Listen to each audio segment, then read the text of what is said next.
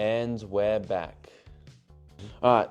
Last question you were up to was 2004. the long story. Yeah, 2004 and why you came back to Russia. Well, um,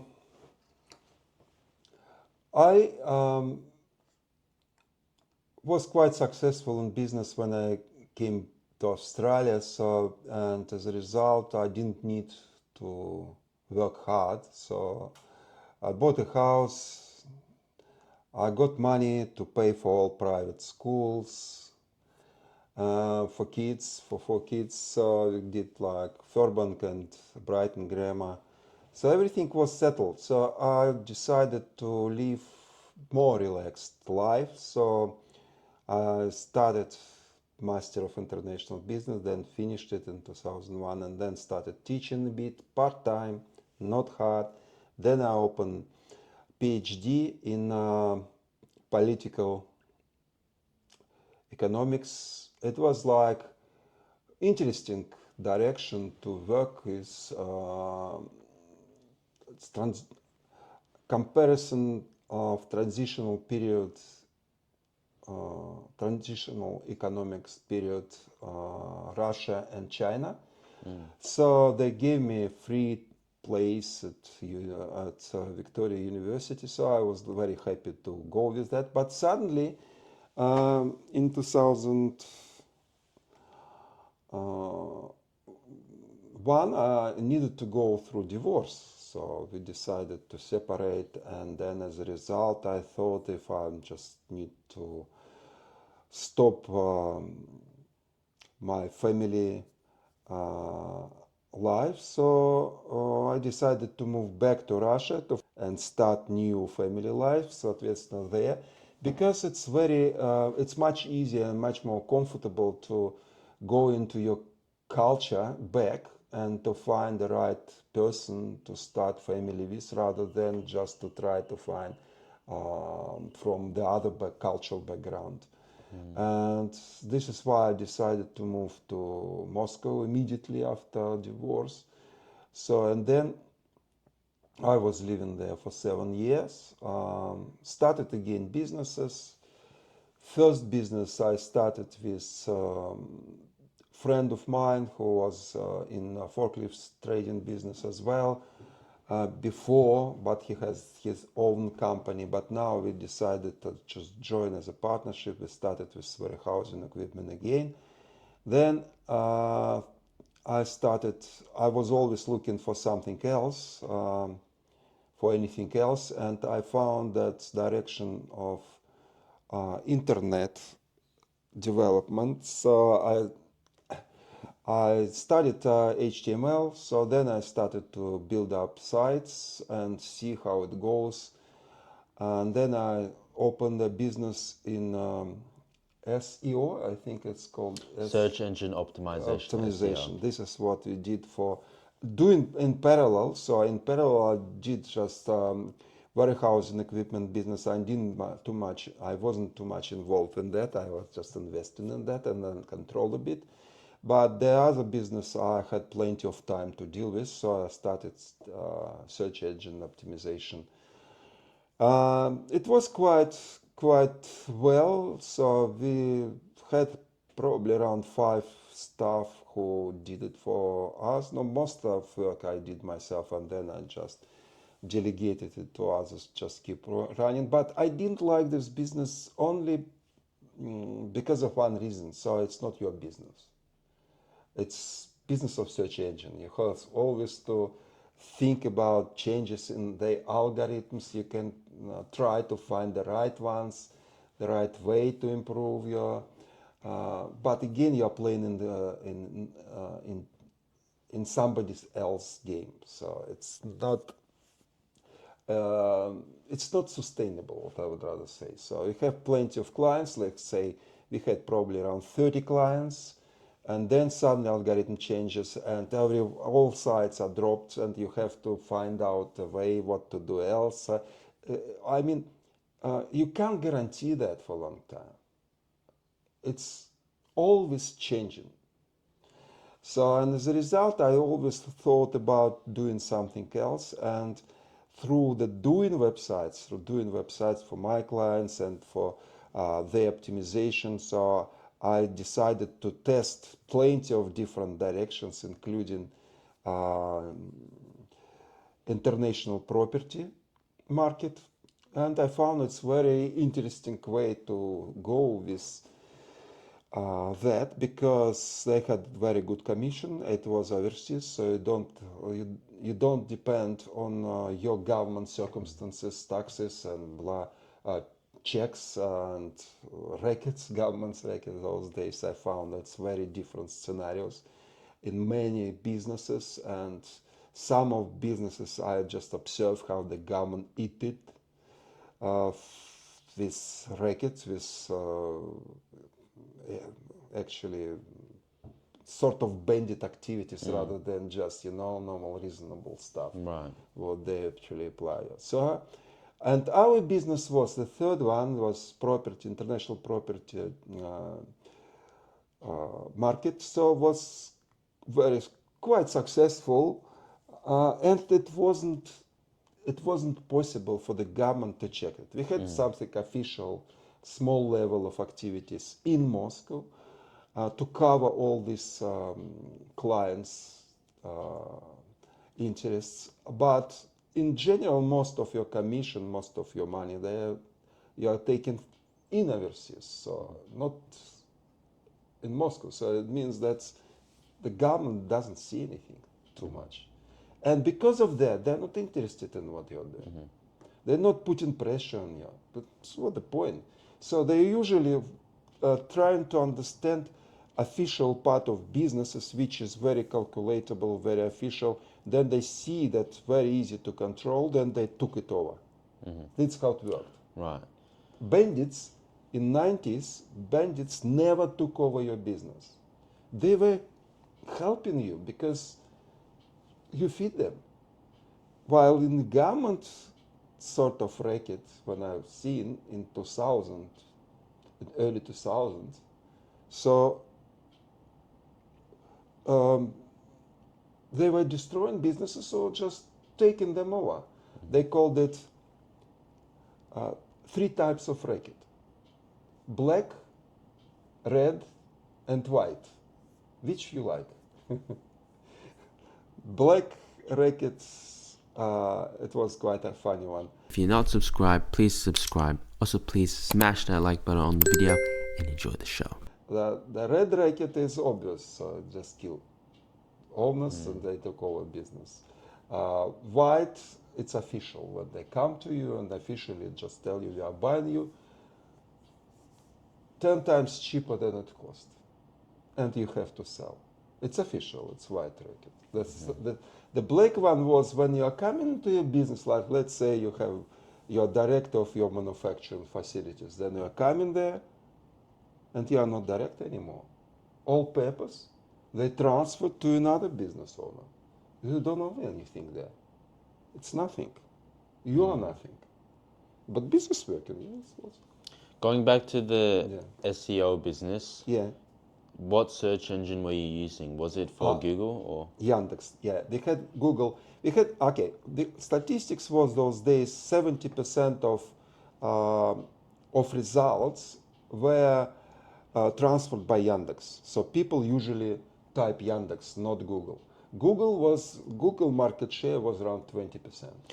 Was that only in Russia? In Russia, Yeah. only in Russia. Yandex was only Russian engine.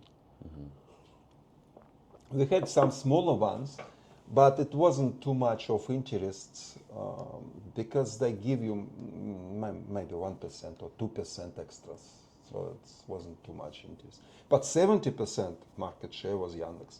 So definitely Yandex was the most targeted. And it was easier to understand Yandex compared to Google.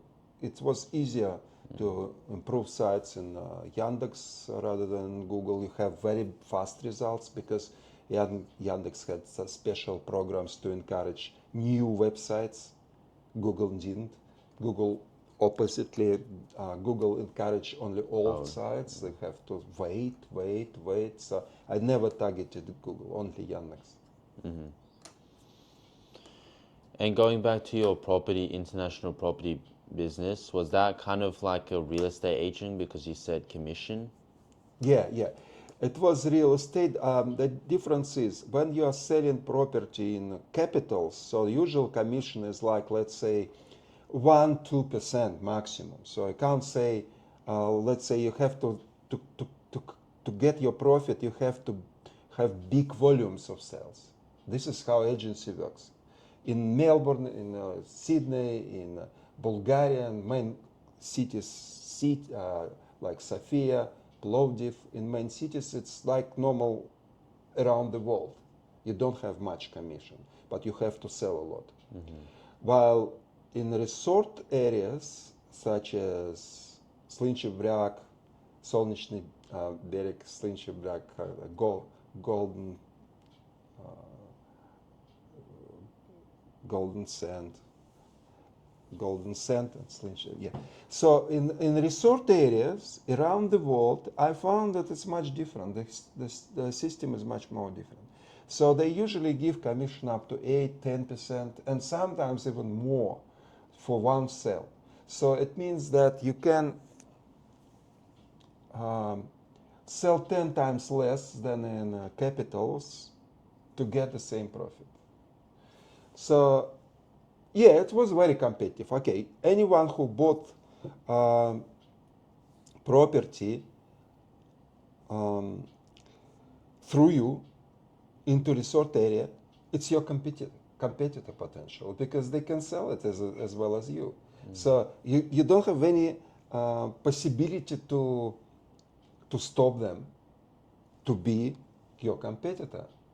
Imagine if you sold 100 property, you have 100 competitors because they can bring their own friend. They don't need you.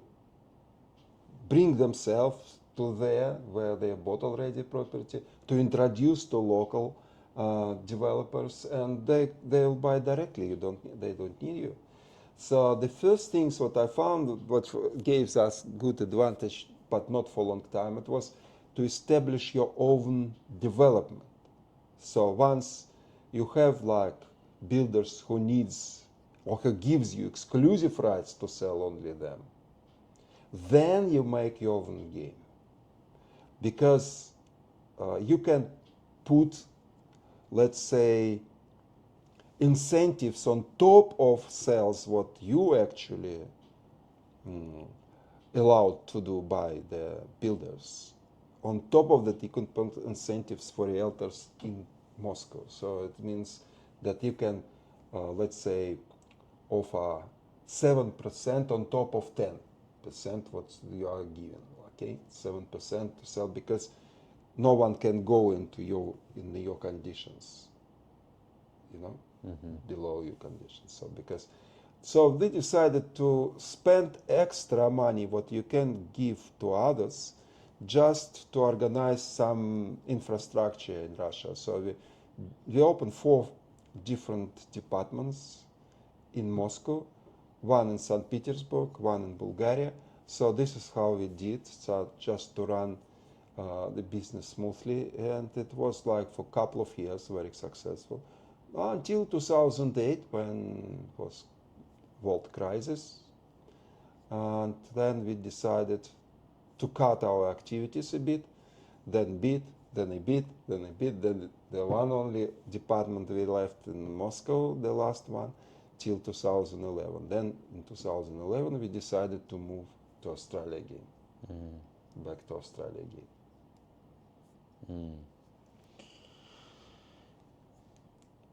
And after you raising your children here in Australia, why did you decide to have me born in Russia rather than Australia?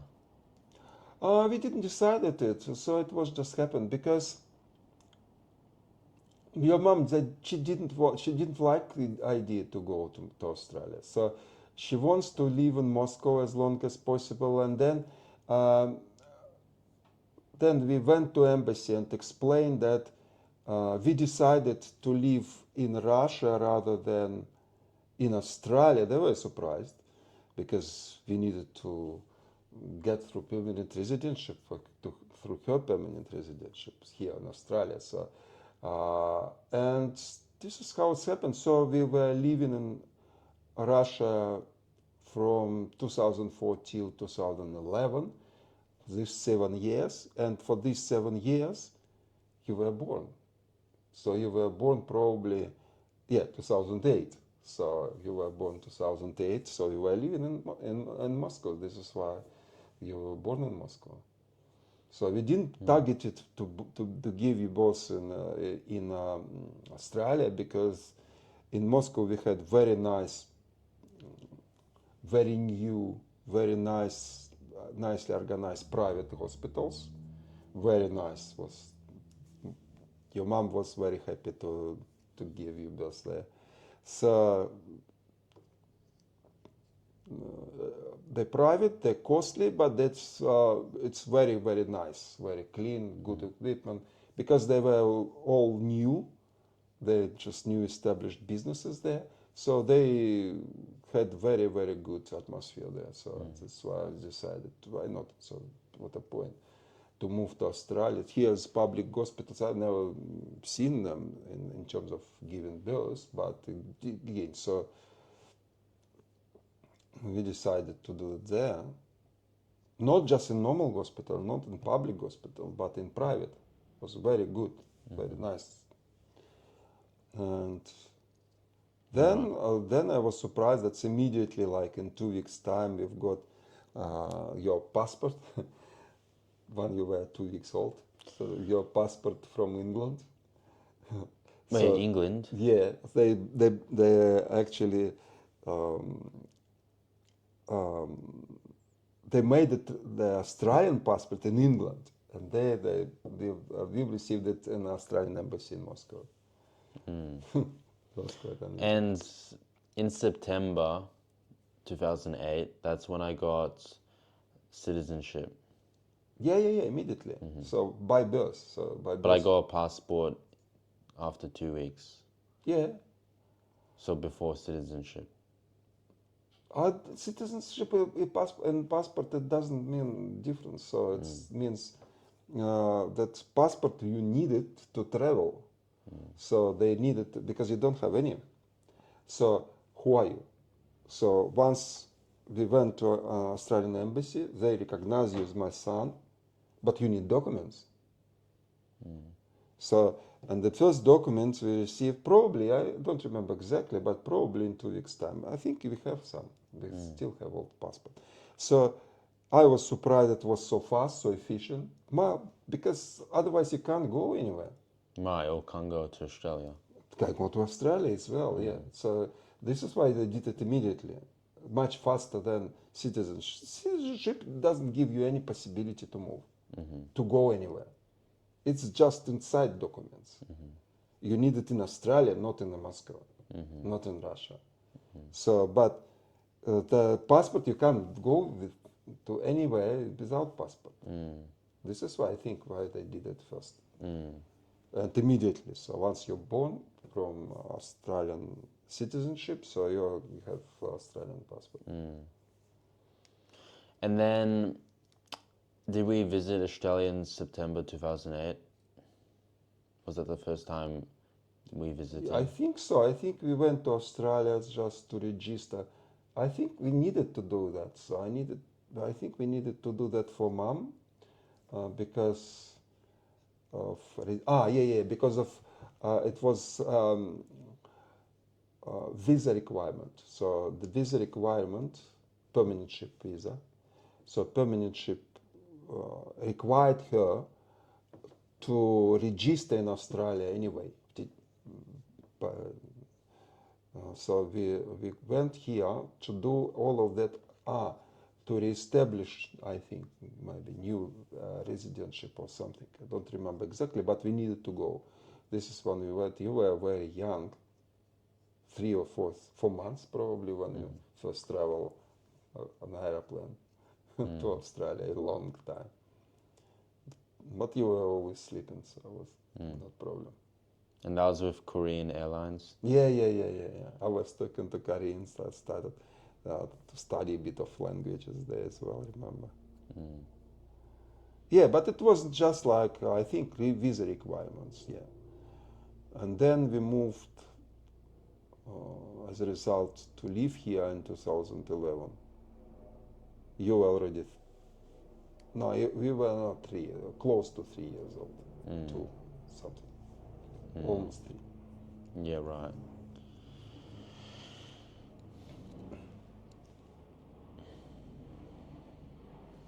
You are a tour guide, Yeah, now, like on your shirt, that's your business, Nick's Melbourne Yep. Tours. How did you get into the business of conducting driven local tours across Australia? Yeah, it was again luck. I didn't do what I would like to do next after 7 years living in Russia. So I came back, and so to start teaching again wasn't too much possible because I didn't have too much language as I had before. And again, so I have to have connections, establish them again. And you already stopped doing that. So once after 7 years you're coming back, I wouldn't think it would be easier to go into it. But I still consider that as possibility. So then I suddenly met in Sona. I met my old friend from Russia who was doing tour guide business. So, and we knew each other since university. So it was like since 1980s. So, and then suddenly, after not seeing each other around 25 years, we suddenly seen each other in Sona. So, and he said, "Look, if you want to join this business, welcome. So, let's do some tours together. So, I'll show you how to do what I'm doing, and we share petrol expenses and room expenses as well in long trips, and you will see, you can start to do it." So I did some travels with him, helping him with the clients, talking to them, and then just telling some stories, everything. Then looking at his conversation, how he's managing the clients. So then after that, I built up my website so in Russian, because I already used to build websites before, so it wasn't difficult, just straightforward, very simple websites in terms of tours in Russian. Then I started business, so quite fast actually. So once you have website, put in some advertising, you're in a business. So bought Toyota Taraga, my second Toyota Taraga with 7 passengers. So, and started advertising, started organizing tours myself, and step by step, then I found connections with other tour guides who like live in Sydney, so who needs some guides in Melbourne, and they give you jobs sometimes. So I have jobs from your websites. You have jobs from Their Sydney tour websites. guides, from their websites. So yeah, and yeah, it's very nice part time, on peak season, full time job, and I enjoy it because people are coming into Australia to enjoy the country. Very hard to upset them, you know. So just talking to people. First, I started with Russian speaking. Most of clients are still now coming Russian speaking from different countries, not only from Russia and Ukraine, but from USA, Israel, from France, sometimes from Europe as well. But then I bought a English language website, did English language website targeting international tourists as well. So now just this mixture of clients, mostly probably 70% Russian speaking, 30% international, English speaking. So it's from different countries: Philippines, Indonesia, India, Singapore, Hong Kong, Kazakhstan. Kazakhstan, they Russian speaking. So nothing. Yeah, Kazakhstan, all countries of former USA, former USSR. USSR countries, so they all come in as well, yeah, but Russian speaking. From the Russian website. No, Or not the from the English. Russian. Unfortunately, because of this war, so I closed all my websites there, so they're not working anymore. They didn't support them actually, so they're not working. So I established all now all websites here in Australia, in Australian websites, rather than Russian. So unfortunately, I lost it. But friend of mine, he's still using it. So he's using Australia.ru.iu. So it's his test website was taking Australia as a name for website. Do you have any websites that are in Russian language, like translated? Yeah, I have now nixmelbourne.com.au. It's in Russian and English, so you can switch Oh, on switch. languages. And the other site I did only in English. It's wine Melbourne Wine Tours, melbournewinetours.com.au. It's just targeting wineries, Yarra Valley, Mornington Peninsula predominantly, but it's because of lockdowns after COVID, so we didn't have any international tourists for a long time, but locals were a bit of closing sometimes between lockdowns, so you can visit wineries. So we decided to establish a new website with only wineries. And this is how it started. We actually started the wine website a bit earlier than lockdown started, but this only was helping us during lockdowns. Yeah. And did you do any tours in other states outside of Victoria? Oh, like- yeah, of course, yeah. One of the most common was 6 days traveling from Melbourne to Adelaide, visiting Kangaroo Island, very nice place to be for 2 nights. So then I was traveling to Sydney once for 2 weeks. So just visiting all national parks, staying in small towns till you get to Sydney with family of 5 people, 3 kids, and two parents for a long time, yeah, 2 weeks. Sometimes I was traveling to Red Center as well, just doing tour there for 3 days, something like that. But not as wide as others tour guides. Others tour guides they're traveling all over Australia much more often. Red Center, Uluru. Uluru, Yeah, yeah, Northern Territory. Northern Territory, yeah.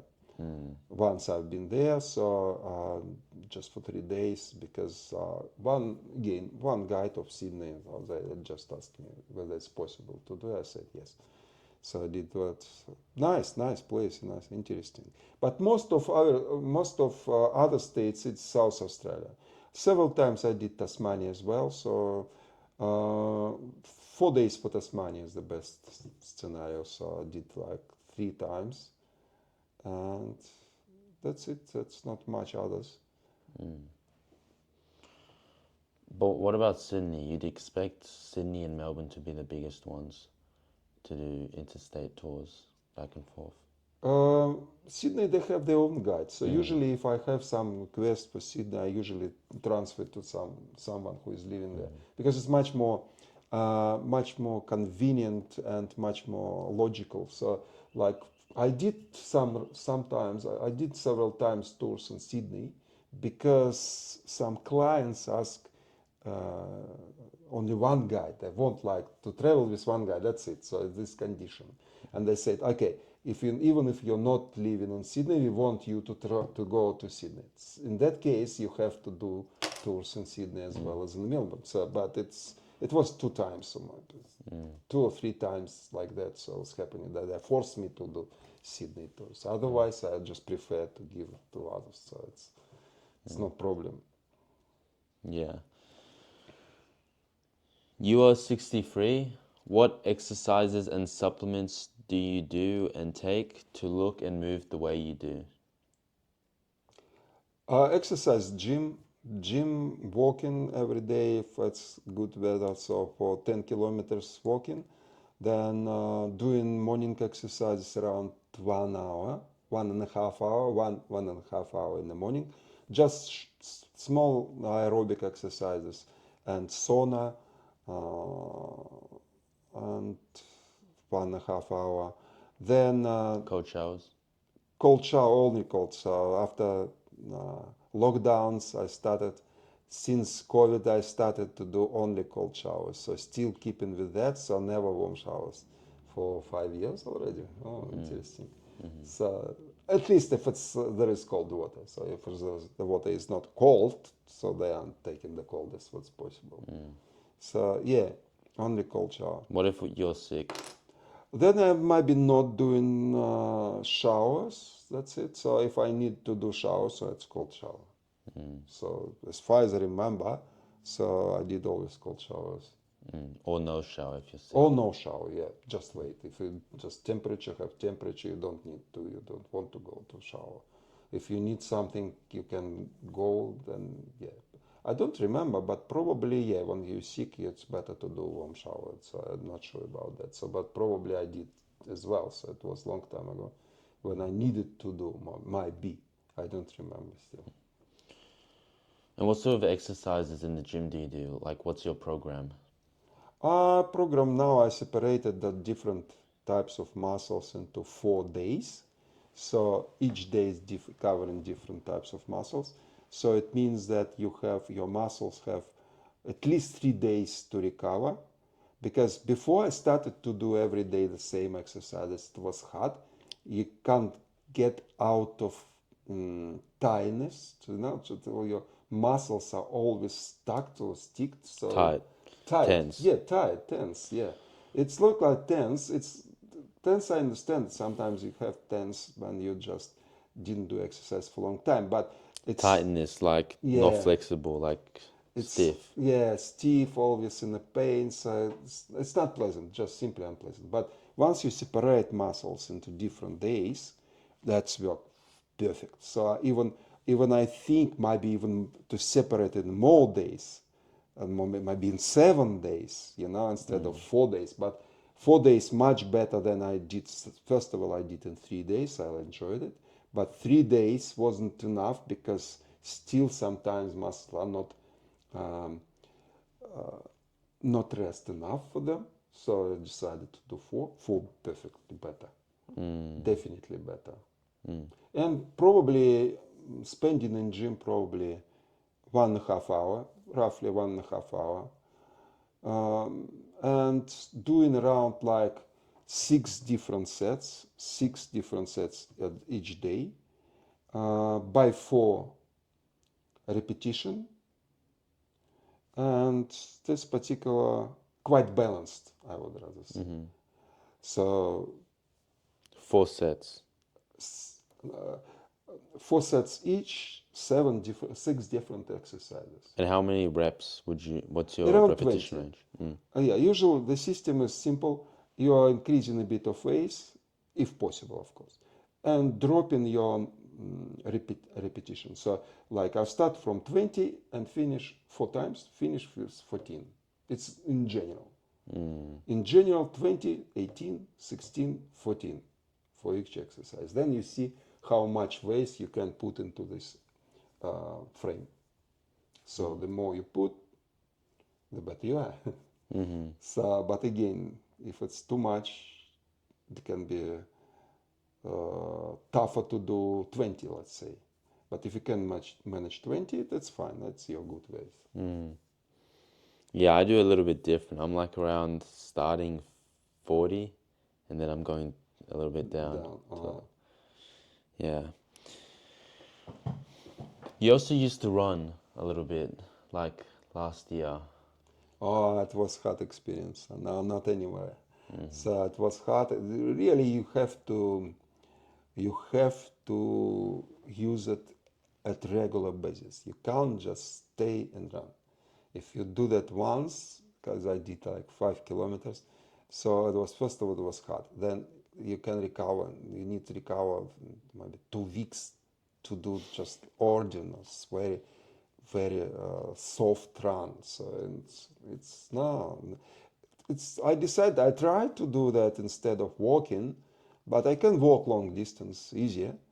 But I probably, because I didn't use it for a long time, so I shouldn't run. It's at least for now. That's what I think. at least for now. So you have to spend on that regular basis, probably around 1 or 2, 3 months to enjoy it before you don't enjoy it. So if you don't enjoy it, so what the point to do that? If you walk in and enjoy it, so it's much better than running and not enjoy it. So this is what I think.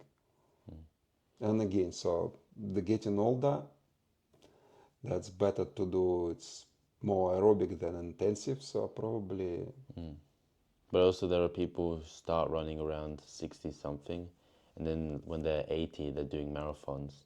might be, as I said, so you should do it regular. So you should do it every day. Once you do it every day, step by step, you will find a way to marathon. But if you don't do it every day, so Or every week, but on like a 3-5 day a week no, basis. at least, yeah, at least. For the beginning, it's once a week enough. But again, for the beginning, but you want to develop it, you have to do it more, much more. And also every day you don't give your joints as much time to recover. It's And like doing the exactly, exercises every day. and exactly, and the pressure on joints after 60, it's definitely much stronger. So it's very dangerous if you're not prepared. So you have to be very, very softly increasing your Intensity. because this is what I was after 5 kilometers. For 2 weeks, I had problems with joints. So it's you can't get it recovered because these muscles didn't work for a long time. Yeah, if you don't train running and then you run 5 kilometer, and not just like slow 5 kilometer, like you run with other people, you run as fast as you can. Yeah, that's right.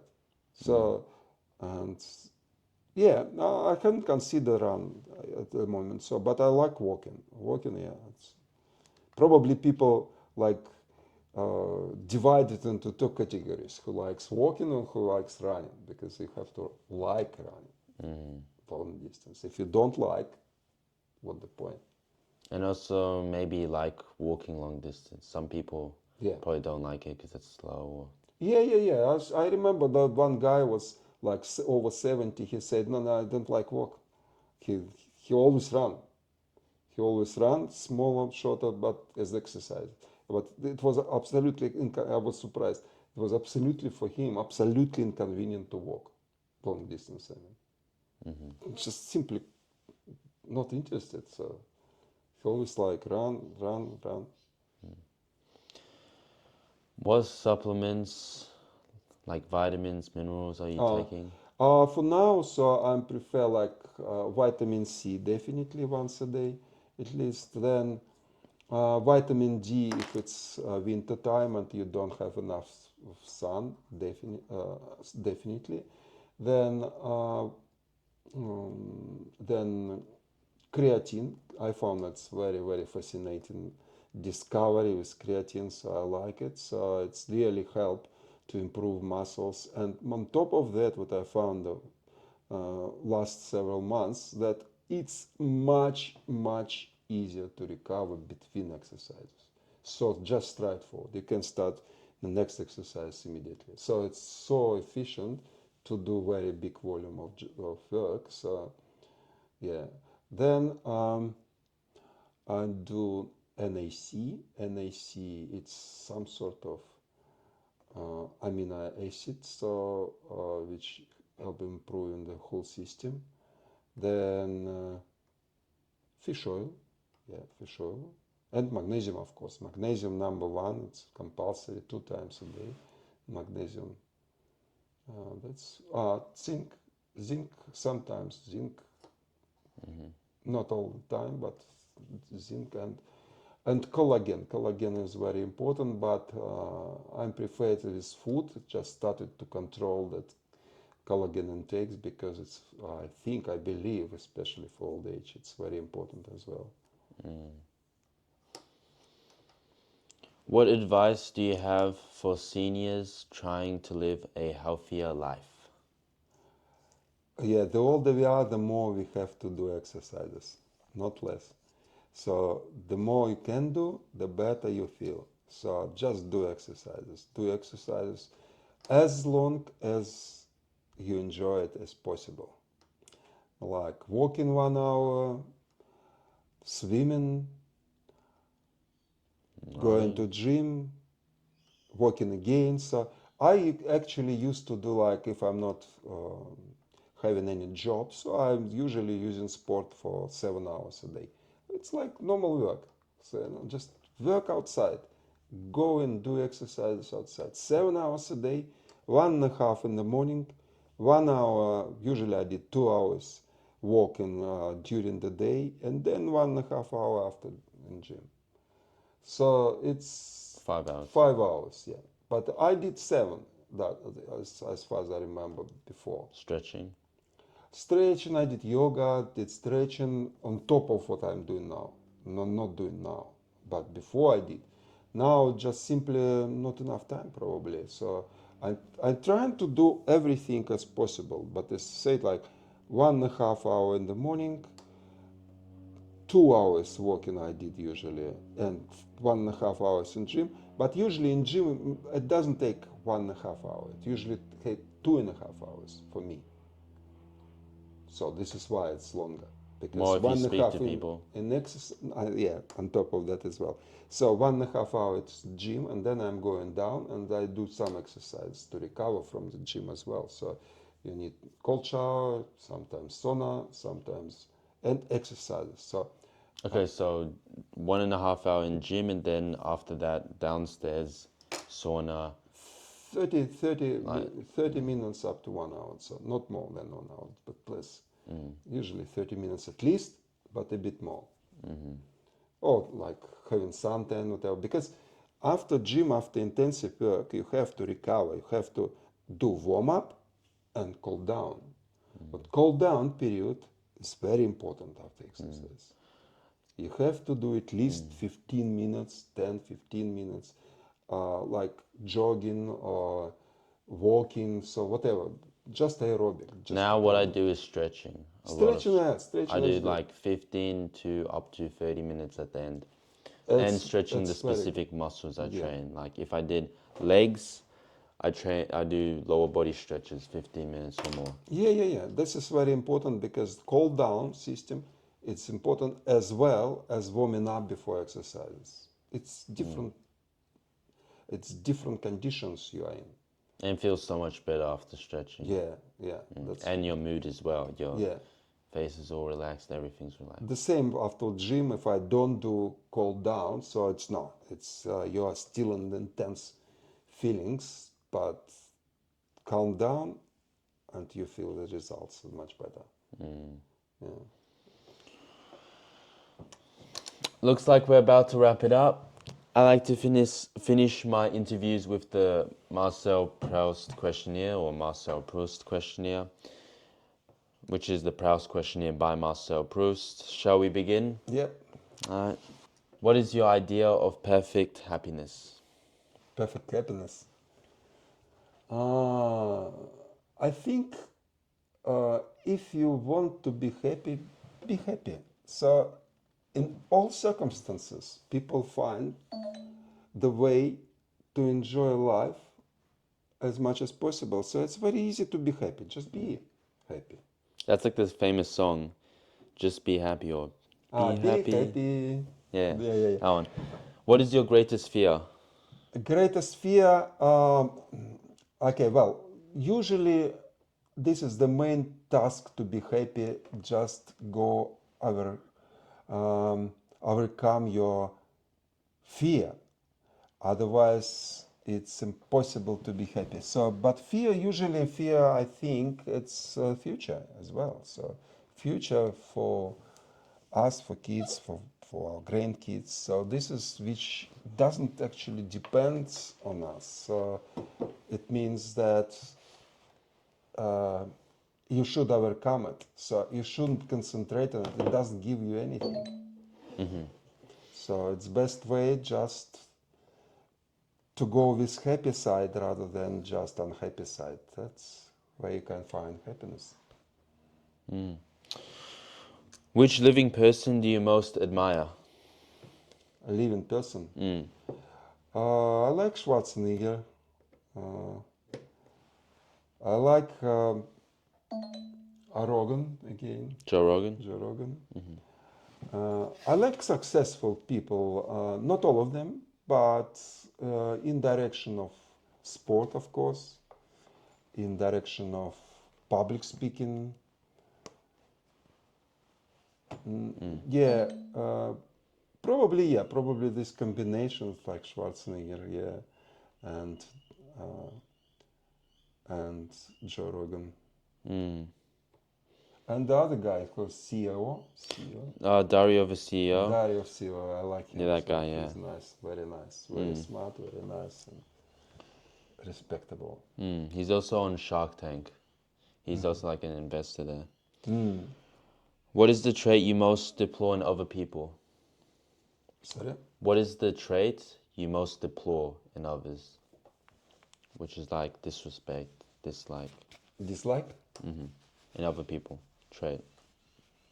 Trait or characters? So that's not trait. Traits, it's pretty much Features? character. Oh, lie, of course, yeah. Lies. Lies? No, I hate lies. So liars, you never trust. You can't find anything you can find in the liars. So it's just not human, I think. So if people lie, and so how can you do anything with them? So it's untrustful. What trait do you most deplore in yourself? Oh, that's laziness. Simple. I don't like to be lazy and I do a lot of things like sport activities, but still I think it's not enough. So laziness number one, I think. What is your greatest extravagance?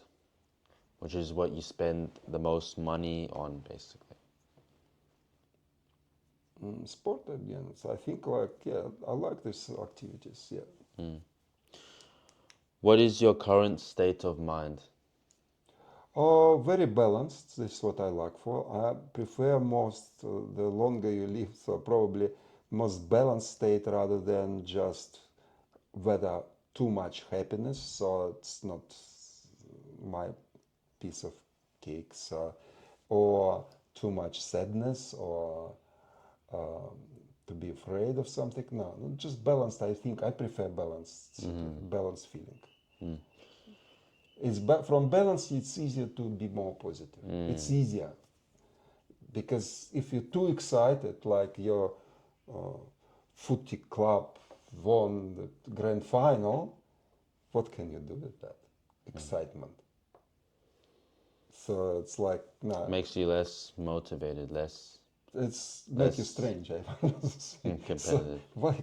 How can it connect to you personally, or you just enjoy watching like very nice, good movies? So it's good. It's positive, but it's not that positive. What I really prefer because positiveness in terms of what you are doing or what you are, planning or expecting.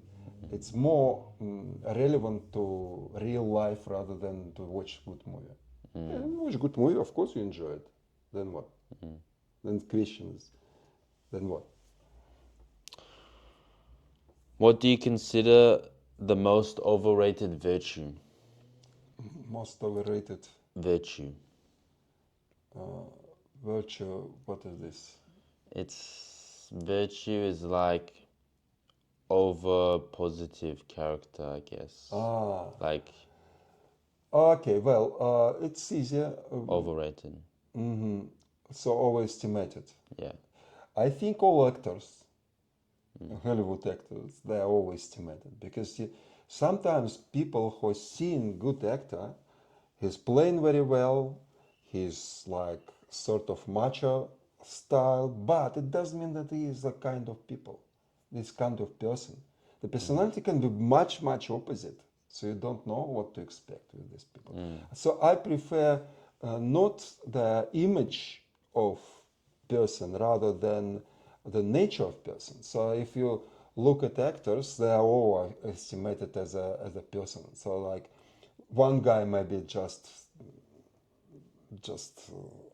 ugly as a human, but he will be perfectly as performant in performance. So I've seen plenty of examples. So it's like you can see from most of Hollywood actors. So actually, you don't see the real people behind the action.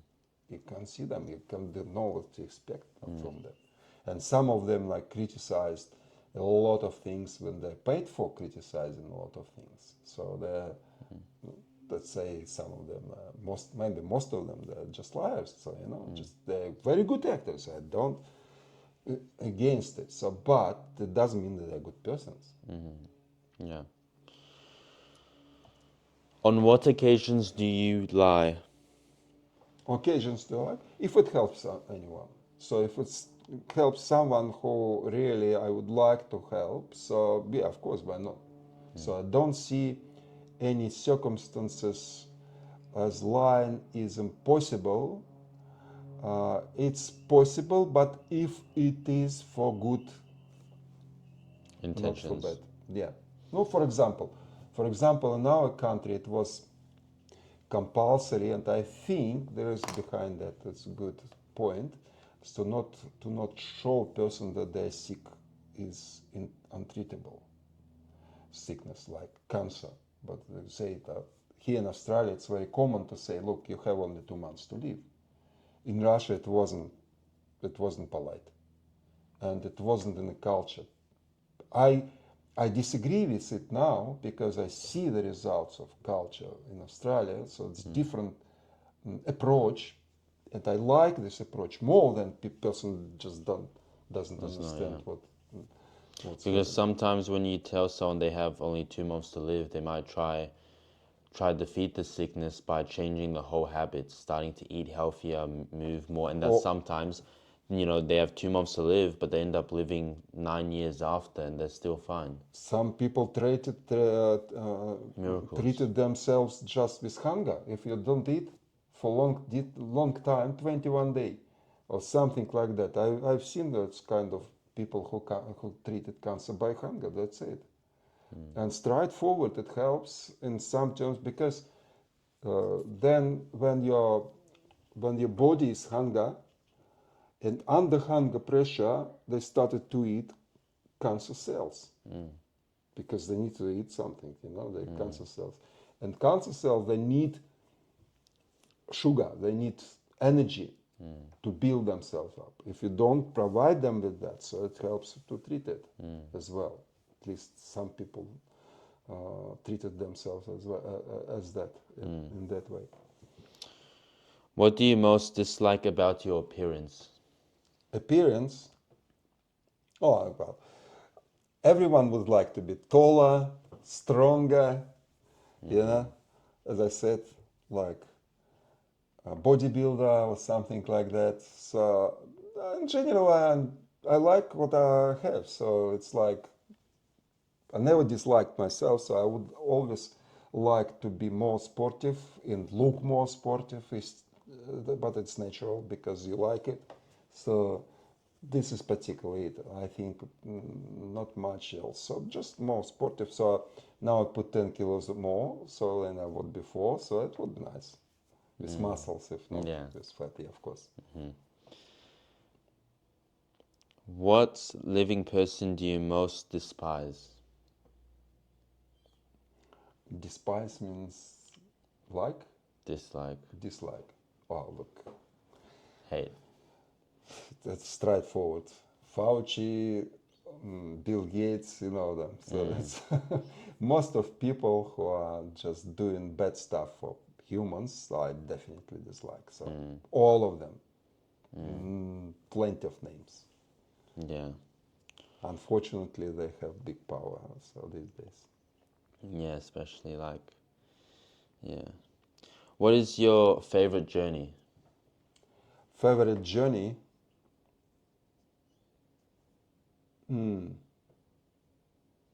Actually, I like traveling around Australia. So I like this. So it's like to organize a bit more would be nice. So traveling to Europe would be nice, definitely, different countries. But to Europe without any problems they're facing now. So like to former Europe, to Europe before COVID. Oh, definitely, yeah, it's nice and beautiful.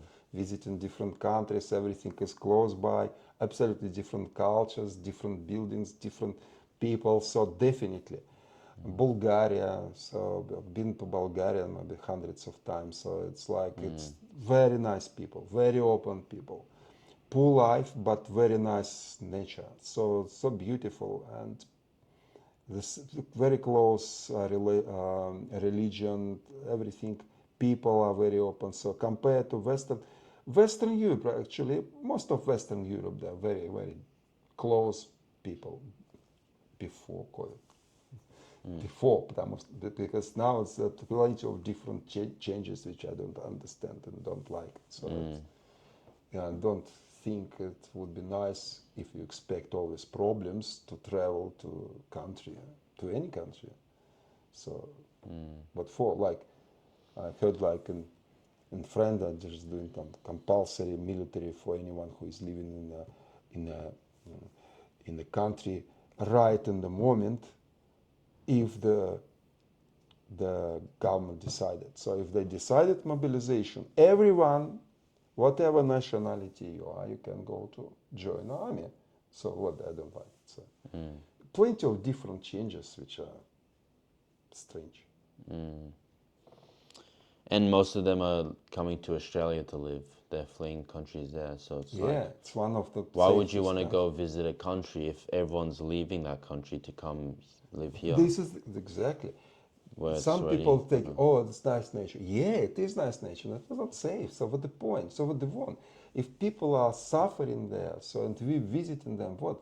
To just to talk to them how they suffer, what? If it's good life, it's like even Cambodia. So I see the Cambodian people now in sauna. So you're talking to them. They're smiley people. So they are very, very positive. So they have like generations to help to generations. So once you're like asking like 70 plus people how many grandies you have, so say 10, 12, 8. One lady, she said she is 84. She had 17 grandkids, 6 grandkids. great grandkids. And this is the future you can see in these people. So you can see how it's transferring from one generation to the other, and it's going through. This is what I like. And of course, yeah, visiting that kind of cultures, it's probably fulfilling you as well, rather than like the cultures which are nice but cold. Nice, polite, with smiles, but they don't care about adults, don't care about kids, they don't care about like future, so I don't like it. Yeah. What or who is your greatest love of your life? Is the greatest love of your life? Love, Yeah. What or who is the greatest love of your life? my wife, kids, of course, so it's like it's always family. Family is the main thing, I think, believe. So this is what love is for, the first. Then others people. The others people can be friends and all others people, including maybe just people who are living tough lives as well. So I think we should help each other. So it's like, in general, it's tough life anyway. So why not help each other to go through? So When and where were you happiest? happiest? No, probably after finishing gym exercises. Right. That's the very nice feeling. Definitely, yeah. And I think it's even nice if you stretch after gym. Oh yeah, definitely. I might consider that because I did a lot of stretches before. So I had 1 hour for stretches every day as well. So before I was participated to gym, so it was just different types of exercise. I had aqua exercise and swimming pool as well. So some exercises, program for half an hour, maybe a bit more, and stretches, then sauna and small exercises as well. Which talent would you most like to have? Talent. I think the most one of the most important is public speaking skills. So it's definitely. Then talent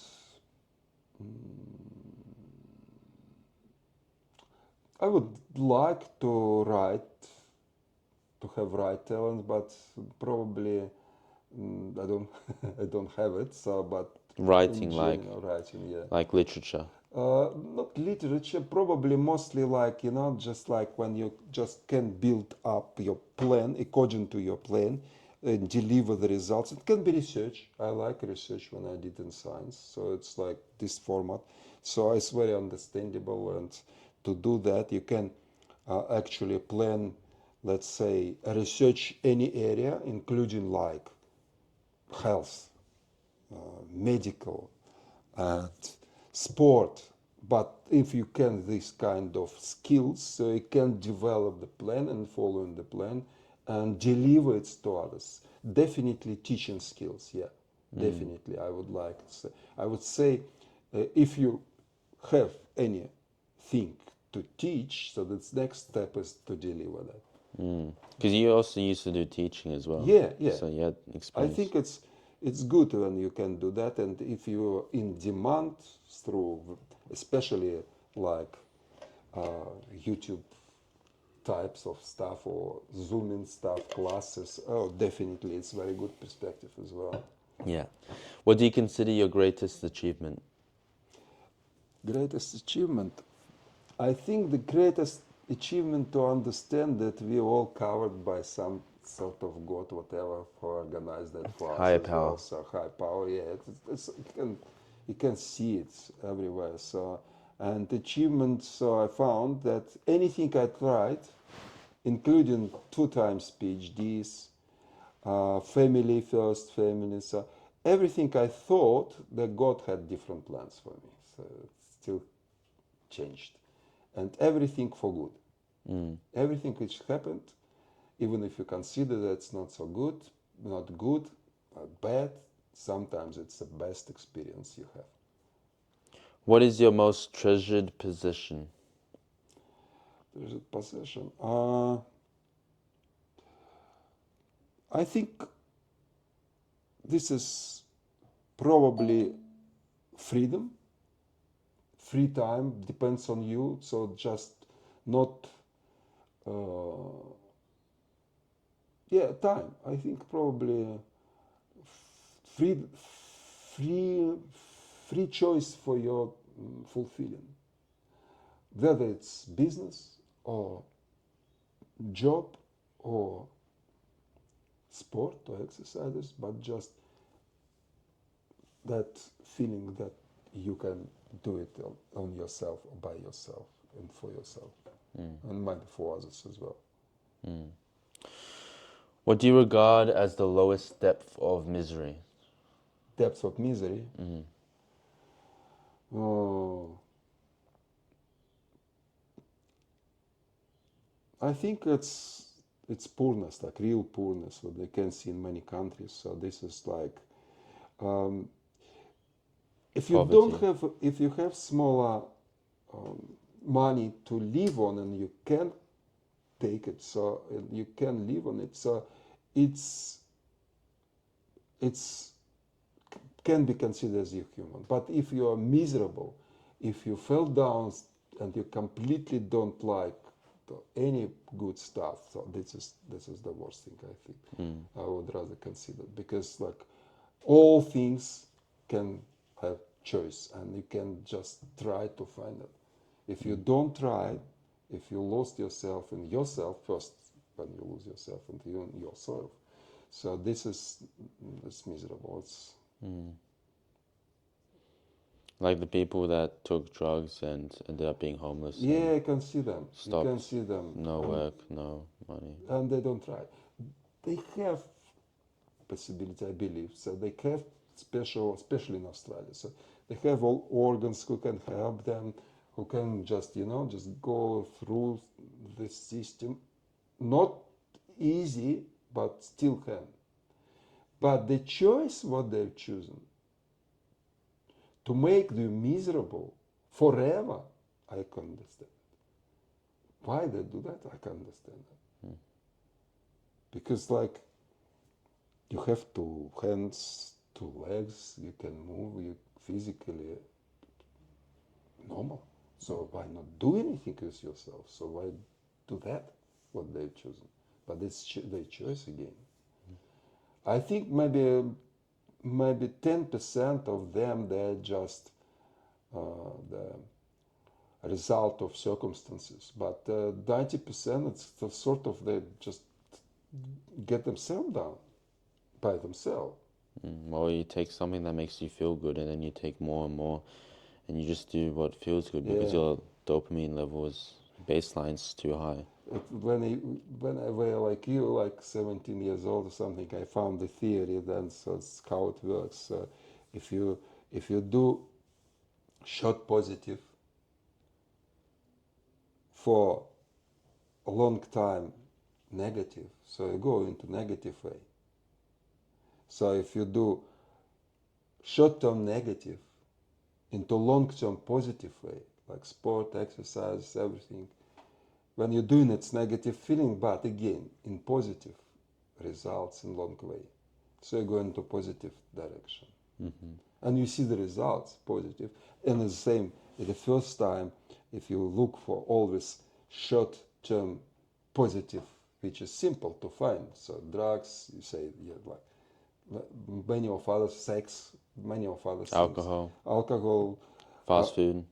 fast food, yeah, that's a good Junk example. food. So it's, but you know that it's negative long term, never do it for short term positiveness, because you see negative term in front of you.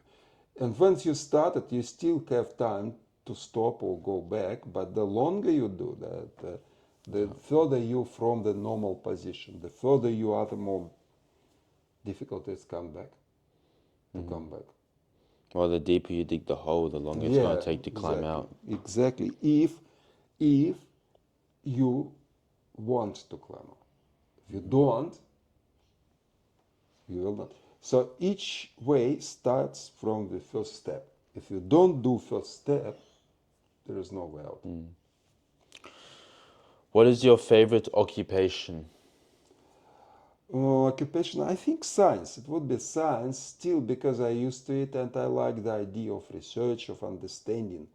And but again, I haven't done it for a long time. But in general, it helps if you have that kind of mentality to understand what's going around and you can research it. So everyone can research anything, but to have skills to do it in a proper way, to make it more understandable, usually this is why I say the laziness comes. So I see, I don't need to check it. But for research, you have to check. You have to check and understand from different perspectives each step to build up the concept. But if you're lazy, so it's usually what's happening. So yeah, one opinion, there is another one, there is another one. I just form something. Yeah. What is your most marked characteristic? Marked characteristic, Most marked. So most obvious, like, characteristic. mine. Yeah. Sport. I think I like sport. I like feelings that you're doing and you're going into the development, and that's particularly this is what I like and what I do, and I would like to enjoy it. So and then conversations. I think I like this what I'm doing with as a tour guide. So just conversation with people, just sharing life experience. Imagine if you just live on yourself, you have your own experience in life. You're traveling with 100 tourists. You have 100 life experience.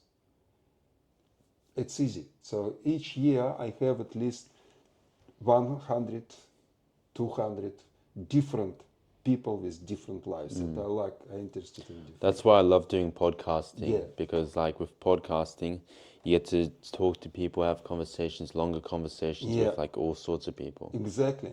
And it's like, it's actually enriching you very, very much. What do you most value in your friends? Honesty. So and taking care for each other. So I think it's like normal human stuff. Must be. Who are your favorite writers? Writers. Well, in Russia, I had different types of favorites before when I was young, but not anymore. Not anymore now. Um,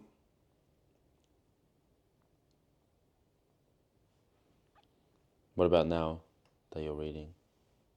um, I like Chekhov, but it's just less than it was. So I like Dostoevsky, but less than it was. Tolstoy, no, Tolstoy, not much. Um, The Secret Invasion? it's more scientific. It's not like literature stuff. So I like motivation books. Yeah, Anthony Robbins, definitely 100%. He's just fulfilling you very fast. You feel very emotional um, yourself after listening him or reading him. So definitely Robert motivation. Kiyosaki? Kiyosaki, definitely very important for kids. Very important to read through that and to understand what life is not as you taught, in school. So it's different and very much different. Sometimes opposite. And way to success, yeah, definitely. I think they I was reading most for the last 20 years living in Australia. So I found that probably, yeah, Anthony Robbins I was reading a lot, many times the same books. They're just to recover everything what you've forgotten.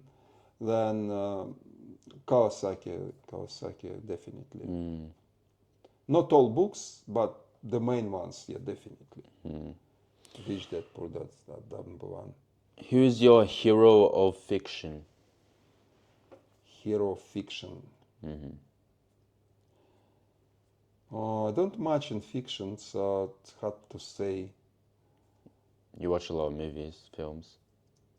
Yeah, but fiction. So I mean fiction, just Any fake, not fantastic, but just fiction. just fiction. It could be Ah, movie, it could be. I like Bruce Willis definitely. But first, Die Hard. So I will like all of them. So that's one of the best, I think.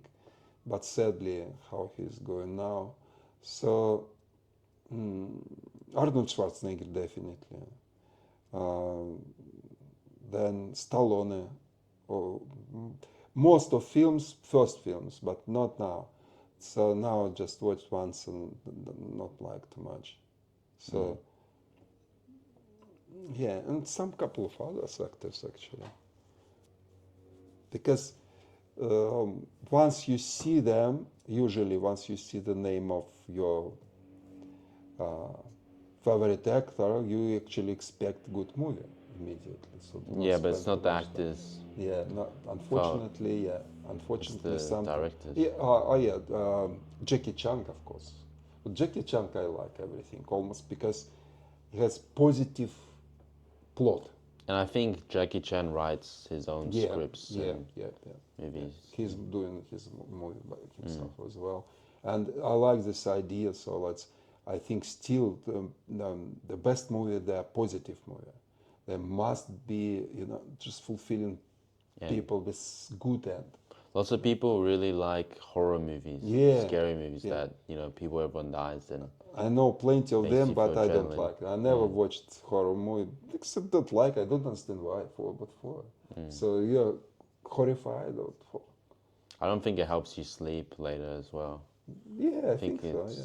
it could I affect your sleep as well. Yeah, but some people, yeah, I really know that they just really enjoy it. So. Yeah, but not me, no. Which historical figure do you most identify with? Myself, historical figure.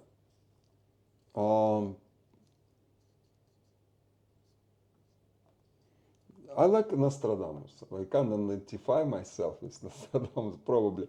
Some sort of that stuff. So I always liked some astrology, like behind the curtain, so what's happening around the world. So the world is definitely not what you are thinking about. So I would like to understand that more and more. but again, so I can't identify myself as what I would like to be myself. You know what I mean? So because I really like spiritual behind the ball, but I feel it that I really enjoy to see that around myself with circumstances you're facing. You know, it's just like you know that nothing is depends on what you want. No, it's happening whether you want it or not. So it's like really interesting to be more in understanding the world how it is. Who are your heroes in real life? In real life. Um, I don't know. So I don't know. My former coach was like hero for me when I was training. The second coach as well. So the good friends and friend and hero. So here in real life, what now I don't see anything. So I don't see heroes. Yeah, better to say that I don't see heroes. So like mostly people just like normal people or good functionalists, but good masters, yes, in their expertise. But how But like more- hero, yeah. More doing everything for themselves, less Or selfish. for others, maybe for others as well. So like panel beaters, tradies. So if they're good traders, it's good.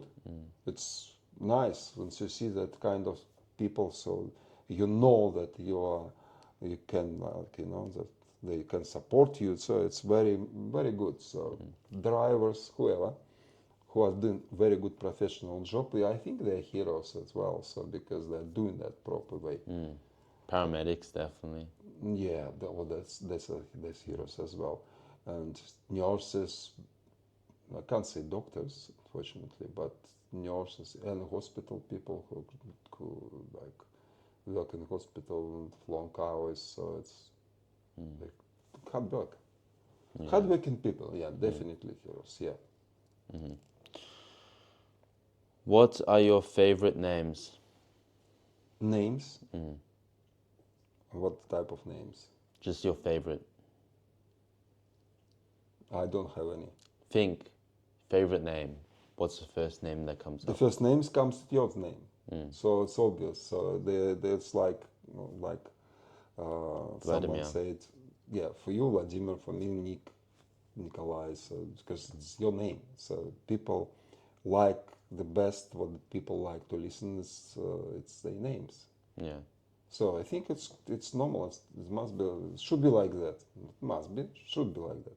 If you want different names, just change your name. Yeah, but like some people have a different favorite name. Like they might hear, what's your favorite feminine name? No, same. I don't have. I have plenty of, but for me, the personality is much more important than name. But what's the name? Just a name. Like what do you like the sound of, the look of? Depends on circumstances. So it's like uh, Natasha, Masha, Dasha, Sasha. That's why you name. Yeah, but again, so it doesn't mean that I like it too much. No, it's okay. So what I don't like, it's strong names. Like there are some strong names which make personality strong. So some of them. You don't like them. Or long name. I don't like them, but because I didn't use it, so it's like Mohammed, Vladimir. Sigismund. Yeah, Vladimir is okay. But Vladimir, that's still long. In Australia, it's definitely long. Oh, That's why yeah. everyone says Vlad. Vlad, yeah, course. same. Nick, I told myself, Nick, I didn't use Nikolai. It's like in our country, it's different. We have nicknames that are smaller, no, normal, common nicknames. So like Koля, Koka,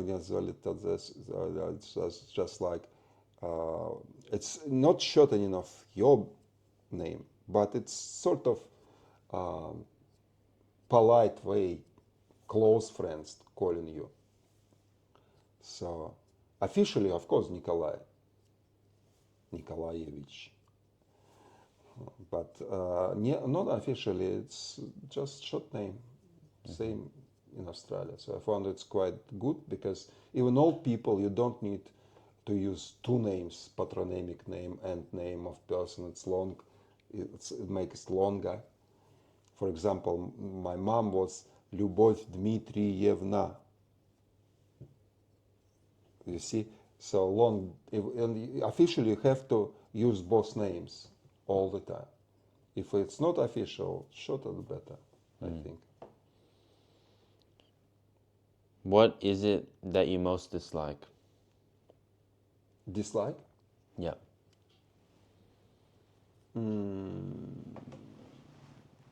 I think fear.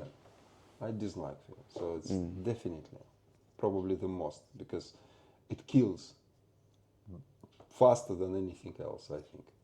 So feelings I don't like. That's all. What is your greatest regret? Greatest regret, I don't have it. Once I found God, I understood that you can't regret about anything because, like, it's happening. It's happening. If you can do something, do something. If you can't do something, then don't do something. So it's like to regret of something we did. So, what the point? You already done it. To regret about it. I mostly my focus is mostly always in now and future, but not in past. I can't see how past can change the now, or how past can change the future. So some people I know, some people live in past. They're always like going and going through this circumstance again and again. Why not did that? Why not? No, it's not my point. No, I don't like this idea. How would you like to die? When I sleep, it's obvious. You want to sleep, it's same watching pictures, not waking up. That's it. That's straightforward. I think it's people blessed who die like that. So definitely not with weapon killing Not like someone. shark eating No you or shark eating. tiger. No. Because I know someone who was in like my old class, like in high school, and she wanted to die by shark, like eating her.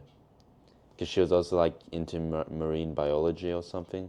Yeah. But yeah, it's just, I don't know, it's kind of a weird thought. Very, very weird. But again, if you like surfing, for example, so you have to understand the sharks are coming very close by. Or if you like boxing and martial arts, maybe you prefer to die in the ring while fighting. Yeah, but it's Like a hero. I don't like it because I don't like fight. So the problem is if you fight, so you whether you killing the other stuff or suffering them or them suffering you. So it's in general it's the same as a war, if you think about. If a sport, I like sport which is not making others suffering. But sport sometimes makes other people mentally suffer when they lose Yeah, or, of course. if Yeah. they're close or... Exactly. I don't like this idea as well because sometimes people destroy by sport, destroy their health, actually, everything. So, yeah, I like sport not as a professional level because it's definitely much destructive, much more substances destructive. and stuff. Yeah, a lot of things. And after that, it's distracted life. So, no, it's like a hobby and like a. Health. Maybe as a habit and profession in terms of you're doing like YouTube or something channel or talking about sport. Talking yes, but not just doing it. Like footy player, no. Footy player commentator, journalists. Yeah, it's good. Why not? It's a good profession. What is your motto? Motto. I don't have, but I think it's Dobro utro, dobro. yeah, be positive. Yeah. And because we actually live now, not going into past. If you want, like, to remember something going to past, it's one thing, but don't make conclusions from the past. So you've done. We live now. Tomorrow never comes. Tomorrow will be today. Day after tomorrow will be today. So the most important, concentrate on each day you live. Waking up, this is your life. Each day, make it from positive, and it will come to you positive. Most of the time, I was surprised that it works. With simple stuff, positive everywhere. Negative, if it's happening, it's happening. So, but don't wait till it's happening, because sometimes people kill themselves by concentrating on negative scenario. There's a war around, of course. Why AI should is you replacing concentrate? jobs. Exactly. So, but now it's good. It's not replacing jobs right now. First, second, if it replaces job further in Buddha, it will be very dark age. Further, but now enjoy it. It's not now. Then enjoy what is now. Now you can work, you can do, you can plenty of stuff. There's no World War III now. And you don't know what's happened tomorrow. Tomorrow might be not ever comes. So maybe it's earthquake, or maybe, just cataclysm or catastrophe. And we don't know. Yeah, tomorrow you might not wake What up. the point is, this like this preacher. That's how it's called. The very big sickness went into the country. They called plague. Black Plague. Black plague, yeah. That's coming into one country, and the guy, traveler, went out of the country which plague was, and 50,000 people died in this country, in this town, and he went through the road alive, healthy, and meet with the plague itself, and he said, "Look, plague. You promised you will kill 5,000 people. You killed 50,000. Why?" And the plague answered, "No, I killed 5,000 as I promised. The others died from fear."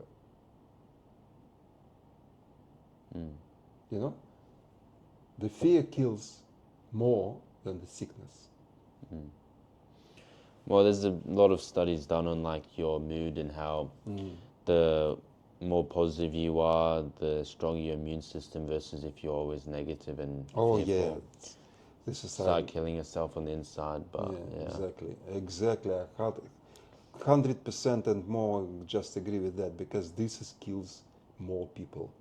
The stress and fears of future and negativity of everything what's going around.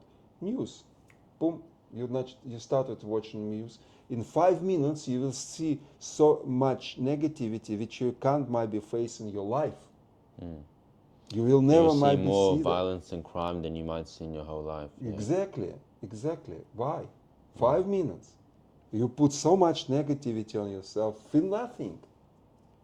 Didn't It help. doesn't change anything. It doesn't give you anything. You don't So- have to. You don't have to, exactly. Because sometimes you have to follow the news to understand what's next step, lockdowns. Well, or with Google, open you or can something. just search, and with Exactly. AI, just ask Exactly. ChatGPT, what's the newest law? Exactly, and that's it. But to put on yourself, like actually environment, especially digital, putting on yourself so much negativity, which is wrong, definitely, and it kills. As I said, so like plague, it's the real sickness. It's maybe 10% of what's killing people. Not just through negativity, not just then you have to take tablets to make yourself in balance, just like this kind of depression or some sort of stuff. I can't understand that, because do sport. It's everywhere. Run, swim, do cold, do anything. It's better than do nothing. Then fulfill that. Sometimes I feel as well. So because you feel the future is very uncertain. And you feel it's very negative directions for the future. But again, now it's not. Yeah. Might come, maybe not. We don't know what's Just happening. use your eyes. Look outside. People happy. Exactly. Sun. And I see winter. people like when I walk along the beach, why I like to go that way, because you see people, you see families, they enjoy life. Yeah. All people enjoy. Go to work. You see people. You see customers. Exactly. Everyone happy. Waves. You smile them, they smile you back. So it's like, why? Why not do it that? So it's that way better. It's better. It makes you better. It feel you in themselves makes better. And this is what I like Australia for. That people are very friendly. In general, Australians are very nice people. That's what Kenneth said, former Prime Minister of Victoria. Premier Jeff Kenneth. Jeff Kennedy, former Premier of Victoria. Yeah, you should watch the interview with him, definitely. A new one. No, he said last time two main interviews, because it's against official Narrative. because he was first of all very successful prime minister, I think, Premier. premier, yeah, and then secondly, he was quite charismatic as well as a person, and at least they started to talk about that their own opinion, because before you don't see any opinion rather than official narrative, but now you see it's like, yeah, it's a good point. Okay. Well, thank you, Nikolai, for being on the podcast. You were great. It was fun. Have a good day. Thank you. Thank You you. too.